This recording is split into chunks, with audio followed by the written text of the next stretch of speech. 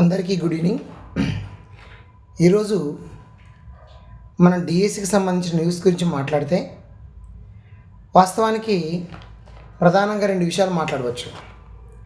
ఒకటి ఏంటంటే certificate verification అనేది ఎప్పుడు జరుగుతుంది.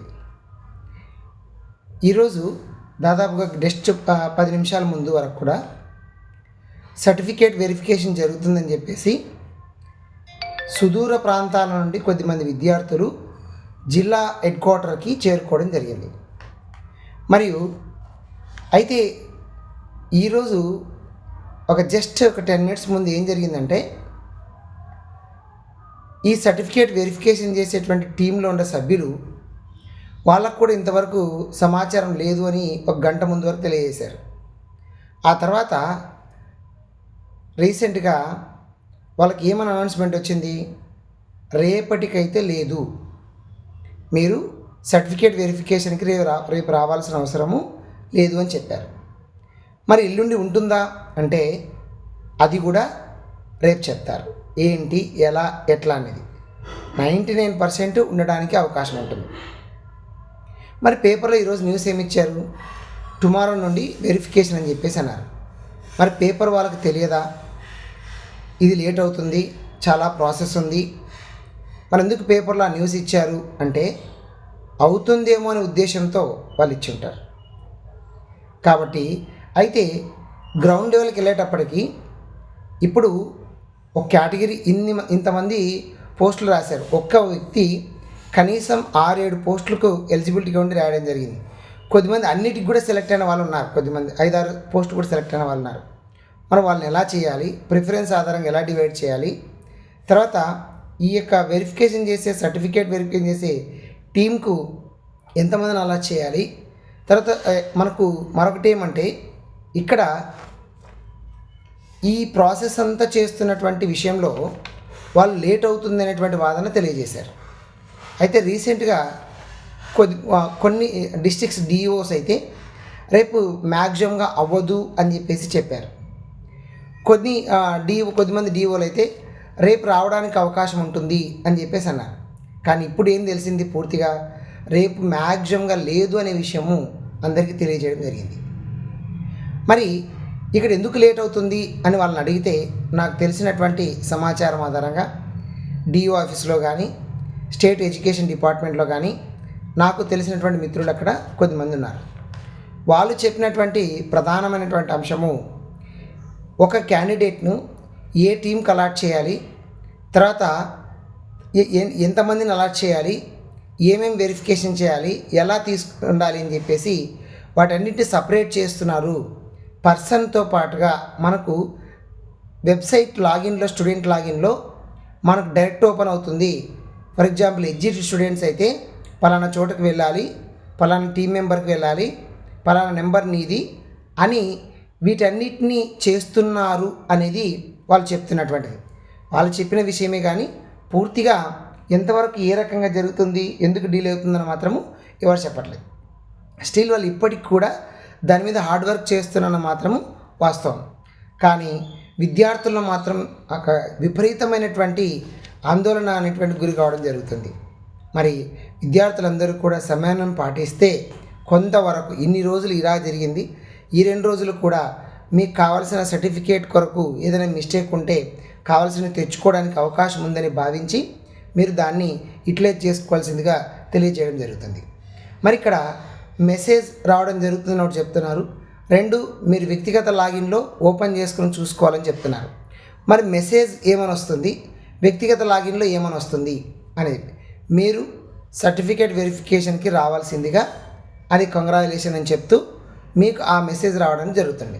ఒకవేళ మెసేజ్లోనే పలానా ప్రాంతానికి వెళ్ళండి, అక్కడ మీకు వెరిఫికేషన్ జరుగుతుంది అని చెప్పవచ్చు. అదే స్టూడెంట్ లాగిన్లో మెసేజ్లో ఏముంటుందో స్టూడెంట్ లాగిన్లో కూడా అదే ఉండడానికి అవకాశం ఉంటుంది.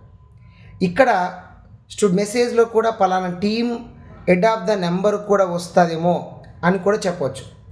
లేకపోతే నువ్వు పలానా సెంటర్కి వెళ్ళిన తర్వాత అక్కడ ఈ నెంబర్ నుంచి ఈ నెంబర్ వరకు ఈ సెంటర్లో ఈ యొక్క కమిటీ దగ్గరికి మీరు వెళ్ళాల్సి ఉంటుంది, ఈ నెంబర్ నుంచి ఈ నెంబర్ వరకు ఈ కమిటీ దగ్గరికి వెళ్ళాల్సి ఉంటుంది అనే ఈ అంశము సెంటర్ దగ్గర చెప్పడానికి అవకాశం ఉంటుంది. కాబట్టి ముఖ్యంగా మీరు కావాల్సిన సర్టిఫికేట్లన్నీ కూడా వెరిఫై చేసుకొని ఉంచండి. ఇక్కడ 1:1 పిలుస్తారు కాబట్టి మ్యాక్సిమంగా మీకు వెరిఫికేషన్కి వస్తే మీరు సెలెక్టెడ్ క్యాండిడేట్స్ కిందకే వస్తారు. అయితే ఇప్పుడు ఎందుకు సెలక్షన్ లిస్ట్ వాళ్ళు వదలలేదు అంటే ఇక్కడ వెరిఫికేషన్ అయిపోయిన తర్వాత మొత్తం వాళ్ళ సర్టిఫికేట్ వెరిఫికేషన్ చూస్తారు. చూసిన తర్వాత యాక్సెప్ట్ అయితే దాని కింద యాక్సెప్ట్ అని రాస్తారు, లేదంటే దానికి సంబంధించి రిజెక్ట్ అని రాయడం జరుగుతుంది. ఇక రిజెక్ట్ అయిన వాళ్ళు కొద్దిమంది ఉంటారు కదా, వాళ్ళు ఎవరికైనా తక్కువ ఇంకా మిగిలి ఉంటే ఆ పోస్టులు అప్పుడు వెనుకున్న వాళ్ళని పిలవడానికి అవకాశం ఉంటుంది. మరి అది ఎంతవరకు రిజెక్ట్ అవుతారు? మ్యాక్సిమంగా రిజెక్ట్ అవ్వడానికి చాలా రేర్ కేసు ఉండడం జరుగుతుంది. అందుకే ఎవరికైతే మెసేజ్ వస్తుందో వాళ్ళు కంపల్సరిగా సెలెక్ట్ అయిన వాళ్ళని అర్థము. ఇవన్నీ ప్రాసెస్ 2 రోజులు పట్టవచ్చు, 3 రోజులు పట్టవచ్చు. ప్రభుత్వం అంటుంది కానీ 2 రోజుల్లో పూర్తవుతుందని, కానీ అయితే మంచిది. ఒకవేళ అవ్వకపోతే ఎన్ని రోజులు పడుతుంది కూడా గ్యారంటీ మనం ఇవ్వలేము. అంటే 3 days కూడా పట్టడానికి అవకాశం ఉంది. ఎందుకు? ఒక్కొక్క వ్యక్తి సర్టిఫికేట్ వెరిఫికేషన్ పూర్తయిన తర్వాతనే మరొక వ్యక్తిని తీసుకుంటారు కాబట్టి ఇలా 1 by 1 చెక్ చేస్తూ నీట్గా చెక్ చేయడం జరుగుతుంది. మరి నాకు చాలామంది ఇక్కడ ఒక ఇంపార్టెన్స్ ఇచ్చారు. బోనిఫైడ్ సర్టిఫికేట్ అంటున్నారు కదా సార్, అందరూ తీసుకోవాలని చెప్పేసి చెప్పడం జరుగుతుంది. అయితే ఇక్కడ గుర్తుంచుకోవాల్సింది బోనిఫైడ్ అంటే విశ్వసనీయమైన అని అర్థం. దాని అర్థం అంటే ఏంటి అని అంటే జస్ట్ లైక్ ఏ స్టడీ సర్టిఫికేట్ అని అర్థం. మరి ఎందుకు సార్ బోనిఫైడ్ అంటే? ఇది మనకు కాదు. కన్నడ మీడియం చదువుతున్నట్టు, ఉర్దూ మీడియం చదువుతున్నట్టు, మరాఠా మీడియం చదువుతున్నట్టు, తమిళ్ మీడియం చదువుతున్నట్టు కొన్ని స్కూల్స్ ఉన్నాయి, కన్నడ స్కూల్స్, మీడియం స్కూల్స్. మనకు పోస్టులు కూడా వాళ్ళకు వచ్చాయి. కన్నడ, ఉర్దూ వీటికి పోస్టులు కూడా ఇవ్వడం జరిగింది. మరి అలాంటి వాళ్ళకు మాత్రమే మనము క్యాజువల్గా స్టడీ సర్టిఫికేట్ తెచ్చుకుంటే సరిపోద్ది. కానీ అక్కడ మీడియం మెన్షన్ చేయాలంటే వాళ్ళు అక్కడ బోనిఫైడ్ను ఆ స్కూల్ దగ్గర నుండి తీసుకోవాల్సి ఉంటుంది. విశ్వసనీయము, ఈ పలానా వ్యక్తి మా స్కూల్లో చదివాడు, ఈ మీడియంలో చదివాడు, మేము దానికి గ్యారెంటీగా ఇస్తున్నాము అని అక్కడ స్కూల్లో ఒక సంతకం పెట్టి పంపించే దాన్ని బోనిఫైడ్ సర్టిఫికేట్ అంటారు. అంటే విశ్వసనీయమైన అని అర్థం అనమాట. కాబట్టి అందరికీ bona fide certificate of the medium అవసరం లేదు. ఒక స్టడీ సర్టిఫికేట్ ఉండగలిగితే చాలు. వాళ్ళు మెన్షన్ చేసినటువంటి ఆ క్యాటలాగ్ సిస్టంలో ఏమైతే ఉన్నాయో చెక్ లిస్ట్లో వాటన్నిటిని కూడా మీరు గ్యాదర్ చేసుకొని పెట్టుకోండి. మేబీ మనకు టుమారో ఈవినింగ్ లోపు రావడానికి అవకాశం ఉంటుంది అని చెప్పేసి అంటున్నారు. మేబీ వస్తే మార్నింగ్ కూడా రావచ్చు మెసేజ్లు.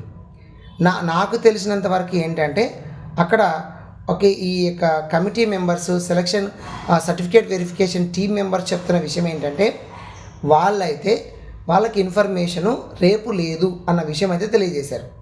మరి ఎప్పుడు ఉంటుంది అని అడిగితే వాళ్ళు ఏమన్నానంట జిల్లాధికారులు, రేపటికి లేదండి, మళ్ళీ ఏం చెప్తామనేది మళ్ళీ మీకు రేపు ఇన్ఫర్మేషన్ ఇస్తాము. మార్నింగ్ ఇస్తే ఇన్ఫర్మేషన్ ఆఫ్టర్నూన్ రావాలి, ఆఫ్టర్నూన్ ఇస్తే నెక్స్ట్ డే మార్నింగ్ రావాల్సి ఉంటుందని చెప్పేసి చెప్పారు అన్నది వాళ్ళకి తెలిసినటువంటి విషయం. కాబట్టి ఎక్కువగా చాలా దూరం నుండి వస్తున్నటువంటి విద్యార్థులకు చాలా ఇబ్బందికరమైనటువంటి పరిస్థితులు ఉంటాయి. మీరైతే అన్నీ రెడీ చేసుకుని ఉండండి. వచ్చినా కూడా మనం ఎలాగైతే డిఎస్సి రాయడానికి వచ్చి ఎక్కడెక్కడైతే ఉంటామో అలా ఉండేటువంటి పరిస్థితి కూడా ఏర్పడుతుంది అనేది గుర్తుపెట్టుకోవాలి. తర్వాత మనొకటి ఏంటంటే ముఖ్యంగా సర్టిఫికేట్ వెరిఫికేషన్ అప్పుడు మీరు ఏదైనా చిన్న మిస్టేక్స్ ఉంటే భయపడాల్సిన అవసరం లేదు. ఒక చిన్న లెటర్లో కానీ లేదా సర్నేమ్లో కానీ ఒక దాంట్లో ఉండి ఒక దాంట్లో లేదు, ఇట్లాంటి వాటికి మీరు భయపడాల్సిన అవసరం లేదు.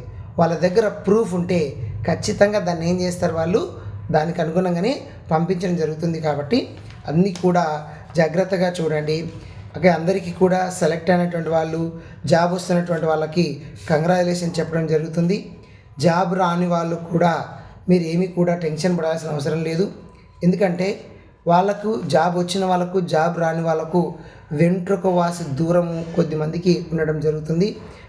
నేను చెప్పడం చాలా ఈజీ, కానీ మీ బాధ ఎంత ఉంటుందనేది వర్ణాత్మకంగా చెప్పుకోవచ్చు. బట్ మనం ఏం చేయలేం. వచ్చిన వాళ్ళు రాని వాళ్ళు అనేటువంటిది అక్కడ మనకు పోస్ట్ నిర్ణయించడం జరుగుతుంది. కాబట్టి ఇది ఫైనల్గా మనకు వస్తే పాజిటివ్ లేకపోతే నెగిటివ్ అనేటువంటి దూరంలోనే మనం ఉంటాం. బట్ ఇదే మనకు గుడ్ న్యూస్ ఏంటంటే నెక్స్ట్ ఇయర్ మళ్ళీ డిఎస్సి ఉంటుంది అని ప్రభుత్వం నుండి సంకేతాలు వచ్చాయి కాబట్టి మనం వస్తుంది అనే ధోరణితోనే చదవగలిగితే సక్సెస్ అవ్వడానికి అవకాశం ఉంటుంది. అయితే మిత్రులారా, నేను చెప్పే ప్రధానమైన అంశం ఏంటంటే అత్యధిక మంది షార్ట్ టర్మ్లో అలా కొట్టి అలా వచ్చి ఉద్యోగం కొట్టాలనుకుంటున్నారు. అది అవ్వదు అని ఈ డిఎస్సి నిరూపించింది. కనీసము ఇప్పటికైనా మీకు మించిందేం లేదు. ఓకే, రేపు నెక్స్ట్ ఇయర్ డిఎస్సి లేదా ఆ తర్వాత వచ్చే డిఎస్సికి లాంగ్ టర్మ్ ప్రిపేర్ అవ్వండి. ఒక పద్ధతి ప్రకారం ప్రిపేర్ అవ్వండి. మనకు ఎన్ని సిలబస్ ఉంది, ఎట్లా ఉంది, ఏం కథ, ఇట్లాంటివన్నీ దృష్టిలో ఉంచుకొని మీరు ప్రిపేర్ అవ్వగలిగితే సక్సెస్ అవ్వడానికి అవకాశం ఉంటుంది. కాబట్టి జాగ్రత్తగా సర్టిఫికేట్ వెరిఫికేషన్ అప్పుడు మీరు చూసుకొని వెళ్ళేటువంటి ప్రయత్నం చేయండి. మరేదైనా అప్డేట్ ఉంటే నా తరపున సబ్స్క్రైబ్ చేసినటువంటి అందరికీ కూడా నా వంతు నేను ఇన్ఫర్మేషన్ అందించడానికి ప్రయత్నం చేస్తాను. Thank you.